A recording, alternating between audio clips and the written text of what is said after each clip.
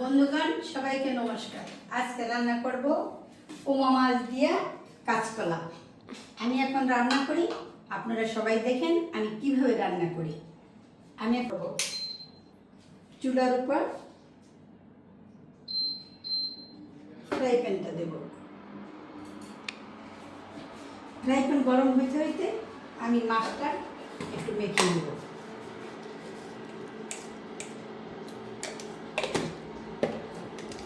দিলাম লবণ, এখন দেব হলুদের গুঁড়া,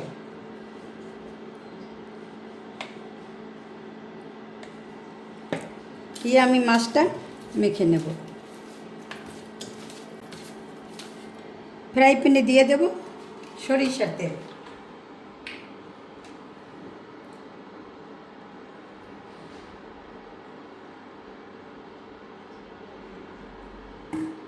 তেলটা গরম হয়ে গেছে, আমি দিয়ে দেব মাছগুলি।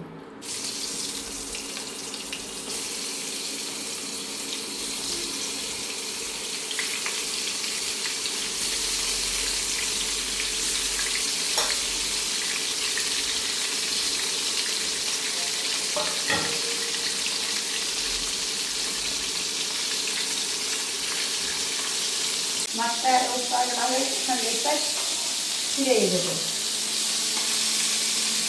মাছটা একটু নরম, এই পোমা মাছ স্বাভাবিক সবসময় একটু নরম থাকে, তাই একটু কড়া করে ভাজতে হবে।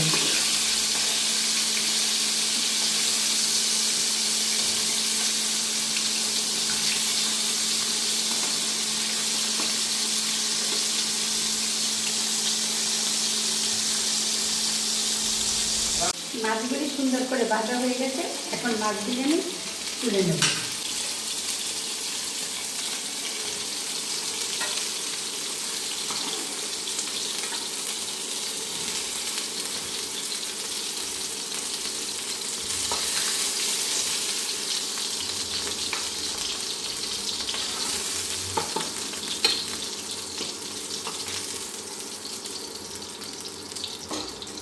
এখন ফোড়ন দেওয়ার জন্য আর একটু তেল দিয়ে দেবো, সরিষার তেল।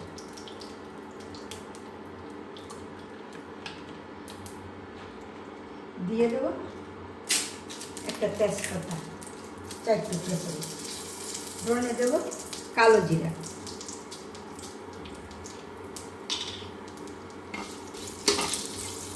ভাজা হয়ে যেতে আমি মশলাটা মিক্স করে নেব।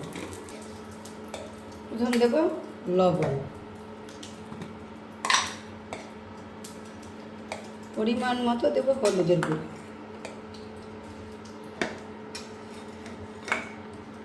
পরিমাণ মতো দেব মরিচের গুঁড়ো, দিয়ে দেব 4টে কাঁচামরিচ, সঙ্গে দেব ভাজা ধনিয়ার গুঁড়া, ধনিয়া বাটাটা আর কি দিয়ে দেব। এখন এটা লেভেলেট করার জন্য আমি দিয়ে দেব একটু জল।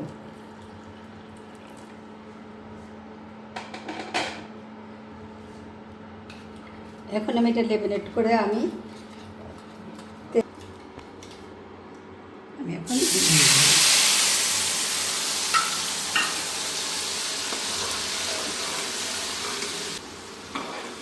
মশলাটা কষানো হয়ে গেছে। এখন কাঁচকলাগুলো আমি একটু মশলার সঙ্গে একটু মিক্স করে দেব, যাতে করে কলার রঙটা আরও একটু সুন্দর হয়।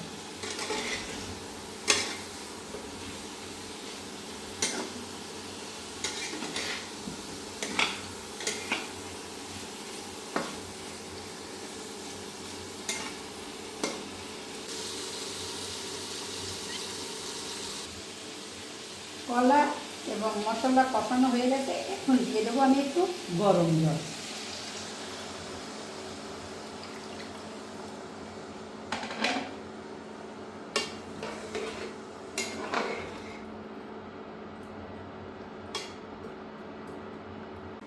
কলাগুলো সিদ্ধ হয়ে গেছে, এখন আমি মাছ দিয়ে দেবো।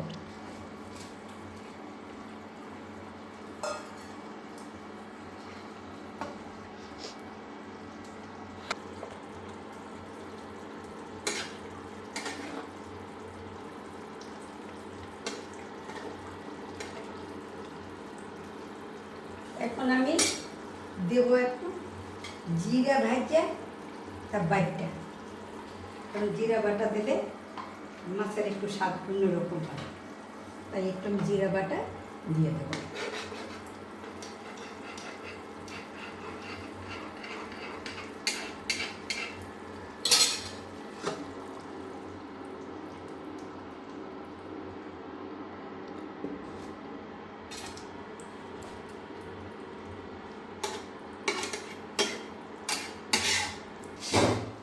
এখন আমি একটু মাছটা দিয়ে দিলাম, জিরা বাটা দিলাম, এখন আমি একটু কিছু সময়ের জন্য একটু ঢেকে দেবো। এখন তুলে নেব।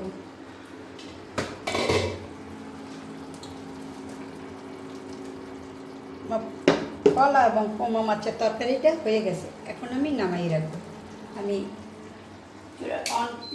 অফ করলাম, এখন আমি তরকারিটা নামাবো।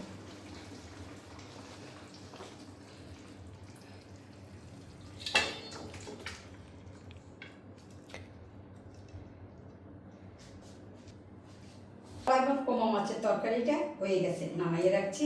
এখন আপনারা দেখেন আমার তরকারিটা কেমন রান্না হয়েছে। যদি আপনাদের ভালো রেখে থাকে তবে আপনারা এইভাবে রান্না করবেন, আর আমার রান্নাটা যদি ভালো লাগে তবে আপনারা লাইক করবেন, শেয়ার করবেন, কমেন্ট করবেন এবং সর্বক্ষণ আপনারা আমার পাশে থাকবেন। আপনাদের আবার নমস্কার।